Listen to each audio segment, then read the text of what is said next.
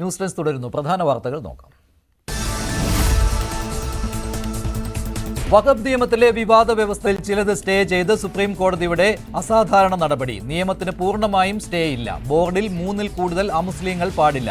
Stay ചെയ്തതിൽ വഖഫ് ചെയ്യാൻ 5 വർഷമെങ്കിലും ഇസ്ലാം മത വിശ്വാസിയായിരിക്കണമെന്ന വ്യവസ്ഥയും. ഭൂമിയുടെ ഉടമസ്ഥാവകാശം നിശ്ചയിക്കുന്നതിൽ കളക്ടറുടെ അധികാരങ്ങൾ പരിമിതപ്പെടുത്തും. വിവാദങ്ങൾക്കിടെ പ്രതിപക്ഷ നേതാവ് വി.ഡി. സതീശന്റെ നിർദ്ദേശം തള്ളി രാഹുൽ മാങ്കൂട്ടത്തിൽ നിയമസഭയിലെത്തി. രാഹുൽ സഭയിലെത്തിയത് സമ്മേളനം തുടങ്ങിയതിന് തൊട്ടു പിന്നാലെ. ഇരിക്കാൻ പ്രതിപക്ഷ നിരയുടെ പിന്നിൽ പ്രത്യേക ബ്ലോക്ക് അനുവദിച്ച് സ്പീക്കർ.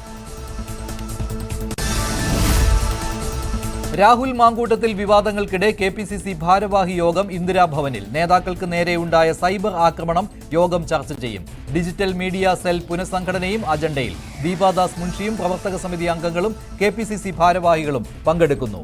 ഷാഫി പറമ്പിൽ വിട്ടുനിൽക്കുന്നു.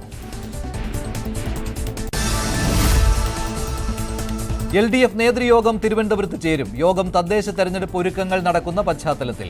ആഗോള അയ്യപ്പ സംഗമം, ന്യൂനപക്ഷ സംഗമം എന്നിവയും ചർച്ചയ്ക്ക്. വിവിധ വിഷയങ്ങളിൽ നിയമസഭയിൽ സ്വീകരിക്കേണ്ട നിലപാടും ചർച്ചയാകും. പത്തനംതിട്ട കോയിപ്പുറം ഹണി ട്രാപ്പ് മർദ്ദന കേസിൽ പ്രതികളെ വിശദമായി ചോദ്യം ചെയ്യാൻ പോലീസ്. ജയേഷും രശ്മിയും അന്വേഷണത്തിൽ സഹകരിക്കുന്നില്ല. മൊബൈലിലെ വിവരങ്ങൾ പൂർണ്ണമായും വീണ്ടെടുക്കാനാകാത്തതും പ്രതിസന്ധി. ആഭിചാരക്രിയകൾക്കും യുവദമ്പതികൾ ലക്ഷ്യമിട്ടെന്ന് സംശയം. കണ്ണൂർ മാടായിയിൽ ദേവസ്വം ഭൂമിയും സർക്കാർ ഭൂമിയും വാദി ഹുദ സ്കൂൾ കയ്യേറിയതായി BJP. സ്കൂളിന്റെ 6 ഏക്കർ ഭൂമിയിൽ പകുതിയും ദേവസ്വം ഭൂമിയെന്ന ആക്ഷേപം. നാളെ സ്കൂളിലേക്ക് പ്രതിഷേധ മാർച്ച്. ആരോപണം നിഷേധിച്ച് വാദി ഹുദ സ്കൂൾ മാനേജ്മെന്റ്. പ്രായപൂർത്തിയാകാത്ത പെൺകുട്ടികളുടെ നഗ്നചിത്രം പ്രചരിപ്പിച്ച കേസിൽ പാലക്കാട് ടാറ്റു ആർട്ടിസ്റ്റ് പിടിയിൽ. പോലീസ് പിടികൂടിയത് കൊല്ലം പടയണിപ്പാറ സ്വദേശി ബിബിനെ. നഗ്നചിത്രം അയച്ചുകൊടുത്ത് നിരവധി പേരിൽ നിന്ന് പണം വാങ്ങിയെന്ന് പോലീസ്. ബിബിനെ കസ്റ്റഡിയിലെടുത്തത് എറണാകുളത്ത് നിന്ന്.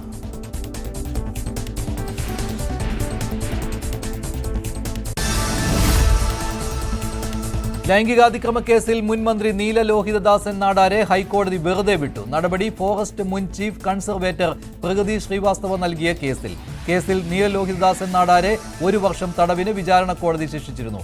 ഇതിനെതിരായി നൽകിയ അപ്പീലിലാണ് ഹൈക്കോടതി വിധി. ഇടപ്പള്ളി മണ്ണുത്തി ദേശീയപാതയിലെ ഗതാഗത കുരുക്ക് ഭാഗികമായി പരിഹരിച്ചുവെന്ന് ജില്ലാ കളക്ടറുടെ റിപ്പോർട്ട്. പ്രശ്നങ്ങൾ ഉണ്ടായ 18 ഇടങ്ങൾ പരിശോധിച്ചെന്ന് കളക്ടർ. 13 ഇടങ്ങളിലെ പ്രതിസന്ധി പരിഹരിച്ചു. ബാക്കിയിടങ്ങളിൽ നിർമ്മാണ പ്രവർത്തനങ്ങൾ പുരോഗമിക്കുന്നുവെന്നും വിശദീകരണം. ഹർജി നാളെ വീണ്ടും പരിഗണിക്കും. പാലിയേക്കര ടോൾ മരവിപ്പിച്ച ഉത്തരവ് നാളെ വരെ നീട്ടി.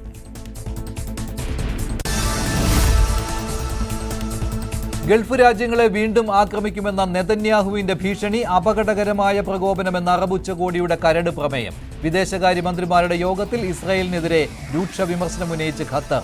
ലോകരാജ്യങ്ങൾ ഇരട്ടത്താപ്പ് അവസാനിപ്പിക്കണമെന്ന ആവശ്യം. അറബ് ഇസ്ലാമിക് ഉച്ചകോടിക്ക് ദോഹയിൽ തുടക്കം.